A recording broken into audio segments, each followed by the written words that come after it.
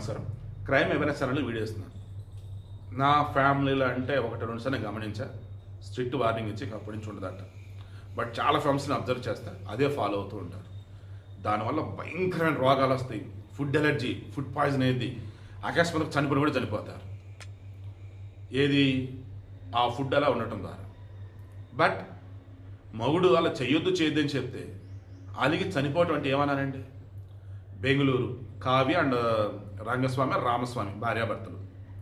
ఈమె వయసు కూడా చిన్నదే, 26 సంవత్సరాలు. ఈమెకి 4 సంవత్సరాల బాబు కూడా ఉన్నాడు. ఈమె సాంబార్ కాసిద్దాట, కాసినప్పుడు ఎక్కువ కాసిద్దాట. ఆ రోజు అయిపోయిందా ఫ్రిడ్జ్లో పెట్టిద్దాట.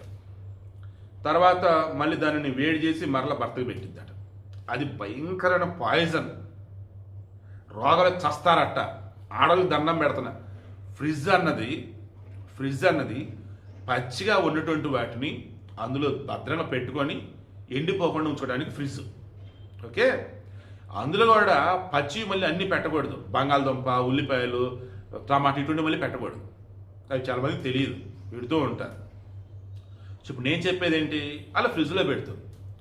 ఇంకా రంగస్వామి వచ్చేసి ఎన్నిసార్లు చెప్పాలి నీకు, అర్థం కాదా? అలా ఎక్కువ కాస్త సాంబారు మళ్ళీ ఫ్రిడ్జ్లో పెడతాం, మళ్ళీ అదే వేడి చేసి పెడతాం, రోగాలు వస్తే పోతాం మధ్యనే అన్నాడు. చెప్పన్నాడు కదా, మరలా ఏదో గట్టిగానే అన్నాడు. ఇంక ఈలో పలిగి లోపలికి వెళ్ళింది, ఫ్యాన్ గురేసుకొని చనిపోయింది. ఏమైంది చూస్తే గురేసుకున్నాం, తీసి ఆసుపత్రికి ఇప్పుడు చనిపోయింది అన్నారు.